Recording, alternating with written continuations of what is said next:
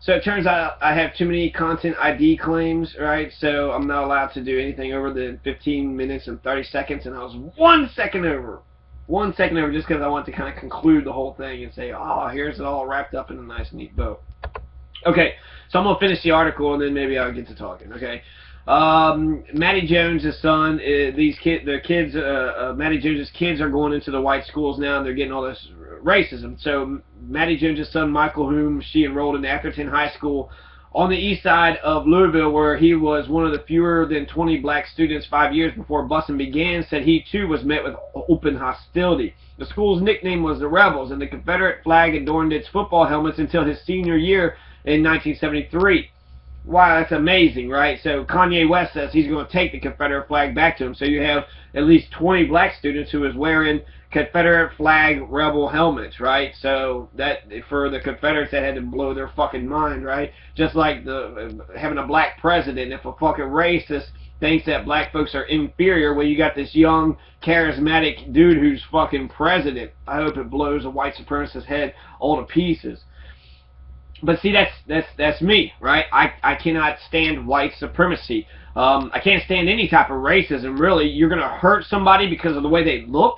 You're going to hurt somebody. You're going to insult them and be shitty to them because of what? Their hair color, their eye color, their skin color? Get the fuck out of here. So the school's nickname was the Rebels, and the Confederate flag adorned its football helmets until his senior year in 1973. One day, Michael recalls all the white students walked out of Atherton and gathered in the parking lot using racial slurs, waving Confederate flags. So he had to endure this racism when there was integration that was happening. Michael's locker was routinely painted with racial epithets, and he endured regular assaults by white students. Michael Jones, his sisters Taffy and Grace, and other 6 Jones' children stuck it out. Every one of them graduated. Taffy, Michael, and his younger brother joined the military, and others went on to college and graduate school. So they conformed to the white supremacist system. They integrated into the burning building, and they was able to do well. That doesn't happen for everybody, right? So going on to page 3 of this ABC News article. Both Taffy and Grace sent their own children off to Louisville's public schools by bus. Yet after 2 generations of Jones' children had ridden buses to schools, part of Louisville's efforts to integrate the city schools, Maddie Jones concluded, we're in worse shape than where we were 20 years ago. Her daughter Grace added, busing is sort of like No Child Left Behind policy, something that was doomed to fail because it was implemented to fail. And it did, miserably. No Child Left Behind, no funding. How the fuck are you going to, enforce something that's got no funding? It's a mandate, a federal mandate. We all had to listen to this mandate of Bush's, and we're leaving actually a ton of kids behind because they're not being funded. Hispanics have failed in the system, Maddie Jones says. Poor kids have failed in the system, poor whites, and it failed, I think, because it primarily failed African Americans and poor kids. So Louisville abandoned busing to achieve racial integration in its schools in 2001 in favor of a plan that tries to balance student enrollment of at least 15%, but no more than 50% African Americans. So in 2001, they specifically were going to say black kids go with the white kids go with the black kids, and only 15 to 50%, which is actually kind of amazing. That sort of destroys all black schools, but it doesn't destroy white schools. Meredith says the system also failed her Josh, though she praised the principal and Josh's teacher at Whitney Young Elementary School on Louisville's west side near Maddie Jones's home. Crystal Meredith said the daily commute was harder on her and interfered with the visitation schedule she had worked out with her ex-husband, Josh's father. School transfer denied. She applied to transfer Josh to Bloom Elementary, not far from her home, but the county sent her a letter denying the switch. Crystal Meredith explained it was only about 2 sentences long, and it said that your transfer has been denied because of his race, and it started the quota that they must have at the school. The denial later, obtained by ABC News, stated that the transfer would have an adverse effect on this desegregation compliance of a school system policy requiring each school must be within the 15 to 50% range for its African American enrollment. If Josh left the school, there would be too few white students enrolled.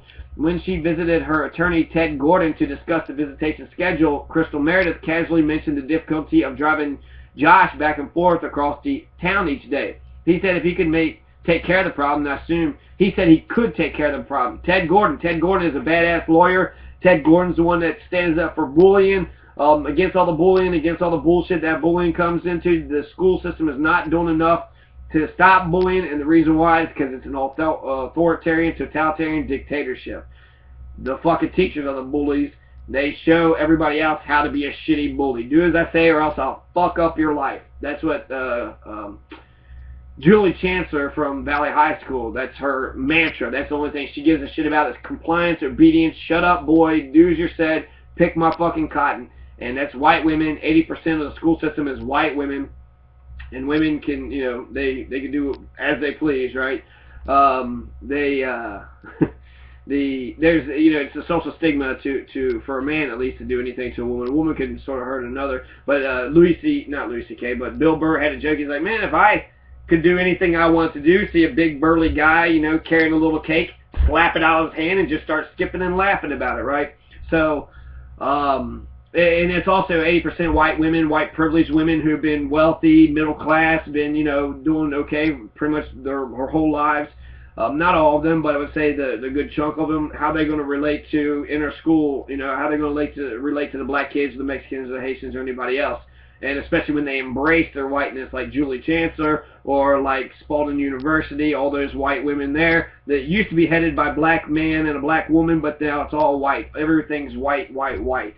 There's, I think I saw 2 other guys in the graduating class. I don't know what happened with them. I don't know if they actually graduated or not, but 2 out of 20, including the 2 white teachers. So 2 out of 20, that's what?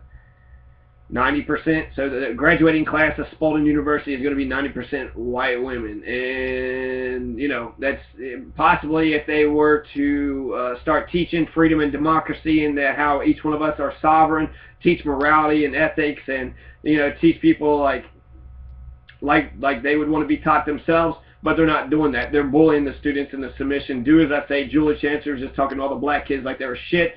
And then you had Beverly Creepers, and then you have Elizabeth Rogers, and then you have you know, Kristen Harris, just fucking old, decrepit, disgusting, you know, psychopaths who are psychos. Do as a fuck as I say, or I'm gonna fucking go crazy and get your life fucked up. You know, don't lay your head down. I'm gonna send you to ISAP. I'm gonna fuck your life up. I'm gonna write you a fucking slip. I'm gonna get you suspended. I don't give a shit.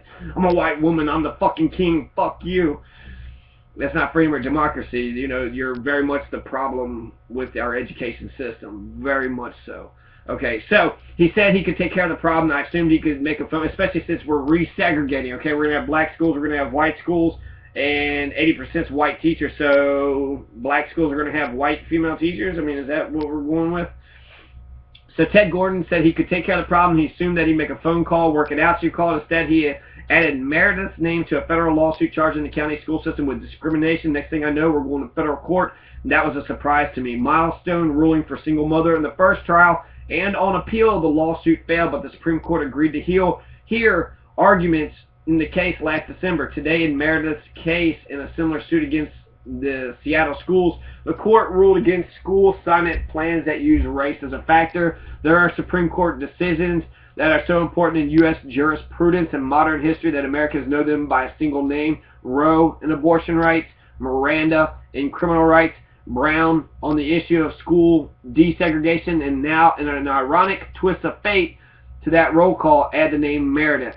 It's the Meredith decision of 2007, Meredith versus the Jefferson County Public Schools, an accidental agitator who only wanted to get her son enrolled in a school near her home. Still, Maddie Jones believed the decision was right, hopes it would mean that the schools in her own West Side neighborhood would get some of the money and resources they need. I used to sit on my porch to hear the laughter and the chatter of the children as they went to the corner elementary school, she said, but that building is now a fire station. As for sounds of school children, she said, all we hear now are the noise of the buses. So, that's the story of Louisville's resegregation, right? And this has happened in 2007 when Julie Chancellor was teaching this. She didn't teach the final prong, right? Did she talk to the prong? She didn't teach about, she said Plessy, Brown, but forgot to talk about Meredith. And Meredith is setting for resegregation of Louisville schools. The NAACP lawyer was the one that was saying, hey, we need to watch out. We're going right back to resegregation, right? Ted Shaw, right? And then you also got Ted Gordon. I think it's Ted Shaw, definitely, but Ted Gordon also is a lawyer who's fighting for this case, too. Yeah, so I don't really feel sorry for white schools that are going to be deprived of diversity. They had their chance and they're really fucking shitty about it, right? They judge people by their skin color, and they had, put all the Matty Jones's children through hell just because of the way they had looked, and that's such bullshit. I mean, I cannot. You judge a person by their character, not by the color of their skin. Martin Luther King's, main thing. But Martin Luther King did have doubts about when there was integration had happened. He said, well, should I have integrated into a burning building? The white authoritarian totalitarian structures of the education system is really fucked up. It's anti-freedom, it's anti-democracy. Obedience and morality are opposites, so you're killing spirituality, you're killing ethics, you're killing morality, you're killing everything. You're killing the child's individual soul, making them conform to the general will of one autocratic dictator. And it's totalitarian because they get in your fucking head. You can't even lay down, you can't even play on your phone or anything. You have to pay attention to every fucking word that they say as if they're God Almighty. It's totalitarian, it's oppressive, it's abusive, they're the bullies. And that's why you have such a huge bullying problem, because these teachers don't see the bullying because they're bullies themselves. So white schools have a big ass problem that's coming up, and black schools I think are going to probably do better. Neighborhood schools are going to do better, but I do see in general a polarization that's going to happen for both sides. I mean, when you don't have black kids in white schools and white kids in black schools, then there's going to be that ignorance is only going to manifest and get bigger, right? When Matty Jones's kids went to the school, they said some of them never seen a black kid ever in their life. Well, that could just not be so much racism as it is sort of ignorance, right? Like, I don't know, that person looks different to me. I've been told by all these assholes around me that they're bad. Well, talk to one, get to know them, then we'll figure out we're all fucking people, and that's it. We're all fucking people. I like for all of us to jump into one big ass pool and one big ass melting pot. I'm not against a salad bowl, because I think sometimes you need to sort of retain that identity in order to get the clout and get the freedom that you need. The Irish and the Germans had kind of done that a little bit, but the Irish were known to be really racist in some respects. I've seen both of them actually. There was not racist, and then there were very racist.